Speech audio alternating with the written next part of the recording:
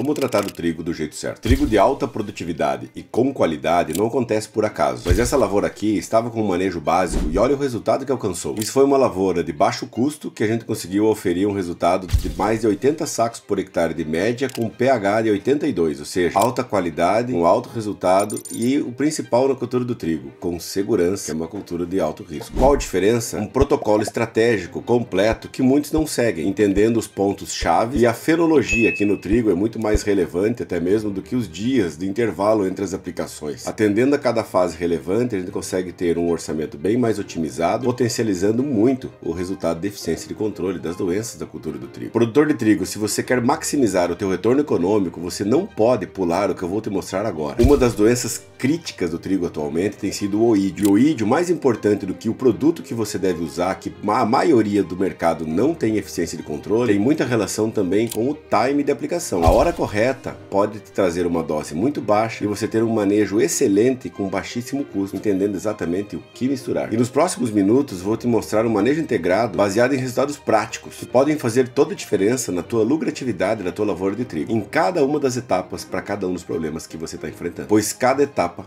importa. Na cultura do trigo, um ponto-chave é a genética. O controle genético, ele praticamente pode tirar da tua mão uma das doenças complexas. Por exemplo, eu falei que o oídio é uma doença difícil. Justamente essa que está vendo aí, você consegue controlar com resistência genética. Nós temos vários cultivares que apresentam resistência ao oídio. E você não tendo oídio na tua lavoura, ou não tendo a cultivar suscetível ao oídio, você não precisa ficar naquele medo de adivinhar se vai dar ou não vai, se o clima vai ser favorável para o oídio esse ano ou não, se você precisa entrar com produtos mais caros para controlar o oídio ou não, porque a tua cultivar já resolveu esse problema para ti. Então a gente consegue otimizar muito isso com cultivares resistentes. Oídio e ferrugem, hoje, seria criterioso você optar por uma ou por outra, porque nós temos cultivares totalmente resistentes à ferrugem, assim como temos cultivares totalmente resistentes ao oídio. Infelizmente não tem as duas coisas na mesma, mas a gente consegue otimizar esse fato. Fora o oídio e ferrugem, que são duas das doenças biotróficas e que muitas vezes exigem que a gente comece complicações desde a fase de perfilhamento, um trigo muito pequeno, aquele triste convencimento do agricultor entender sobre aplicar cedo, quando a planta tem poucas folhas e consequentemente pouca doença, a gente precisa de pouco fungicida, pouco investimento para alto resultado de controle, que são doenças que exigem em nós de uma aplicação mais precoce. Agora, se você não tem nenhuma delas em pressão alta, você tem que cuidar de manchas. Manchas, nós não temos uma cultivar que consiga te ajudar. Manchas você precisa priorizar no manejo. E um detalhe, manchas, hoje, um dos melhores custos-benefícios para controlar mancha em trigo é o clorotalonil. É muito barato, muito prático, e você consegue ter uma eficiência boa de controle. Depois dele são as carboxamidas. E infelizmente, aqueles triazóis mais tradicionais que nós usávamos, como propiconazol, tebuconazol e epoxiconazol, já não são as melhores ferramentas. Mas o segredo do sucesso hoje numa lavoura de trigo é você ter misturas, né? Misturas para manchas como propiconazol com clorotalonil, epoxiconazol com clorotalonil, misturas para cultura de oídio, tetraconazol com propiconazol, ciproconazol com propiconazol, entenderam? São muitos nomes, eu sei, mas a base do manejo e do entendimento é isso. Busque por misturas. Misturas você consegue ter doses menores, entendendo qual a mistura que tem mais sinergia, te entrega um resultado maior lá no final. E assim você consegue otimizar teu manejo, gastando menos e tendo alto resultado de controle. Por exemplo, um exemplo de oídio. Com o oídio em trigo, eu consigo entrar com uma dose de 200 ml por hectare de eminente, mais 300 ml de tilt, se eu entrar muito cedo, num trigo com 1 ou 2 perfilhos, em início de perfilhamento, seguido de uma aplicação de 15 a 20 dias, também de doses baixas dessa mistura de tetraconazol com propiconazol, dentro desses produtos, dessas marcas comerciais que eu falei, e você teve o controle de oídio, pois o oídio é uma doença que traz trabalho no início do trigo. Quando o trigo põe a folha-bandeira, espiga e floresce, dificilmente você vai ter pressão de oídio. A gente vê muito oídio no final do ciclo, por erros de manejo nesse início. E isso é mais importante que dias de intervalo. Perfilhamento,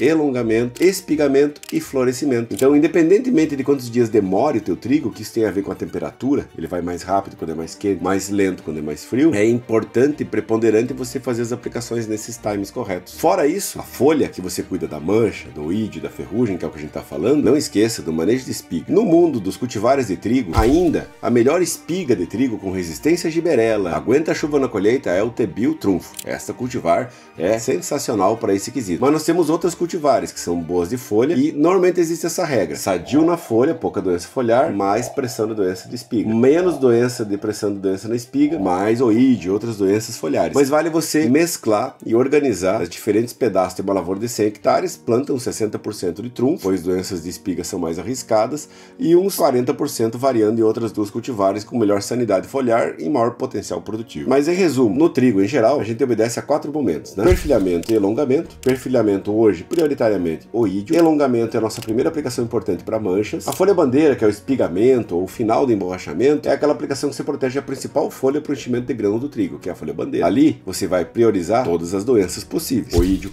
mancha, ferrugem, brusone. E aí que entra a importância de você usar tecnologias mais modernas como as carboxamidas. Essas vão fazer pagar a conta. E aí no florescimento você busca alternativas com tebuconazol, tiofanato metílico e outras para ter um foco forte no controle da giberela, que é a principal doença do florescimento, mas também sem deixar a desejar mais um reforço para essa folha-bandeira aguentar até o final do ciclo sem a presença da ferrugem. Então basicamente essa seria a instrução prioritária de como você consegue extrair um trigo rentável, com baixo custo, mais alta eficiência de controle, otimizando a segurança de resultado de uma cultura que é cultivada numa estação climática muito diversa, que tem um risco climático muito forte embutido no conceito do projeto. Agora que você ficou até aqui e entendeu como é que a gente faz um manejo top para a cultura do trigo, já imaginou você entender nesse nível de detalhe como é que você faz um manejo para a ferrugem da soja, que é aquela doença sazonal, mas quando vem pega a gente direito, a gente tem altos prejuízos ou um custo muito alto com controle? Saiba que entendendo a sequência correta na ferrugem, você também consegue gastar menos e ter ótimos resultados. Dá uma olhada no vídeo que está aparecendo do lado para ti.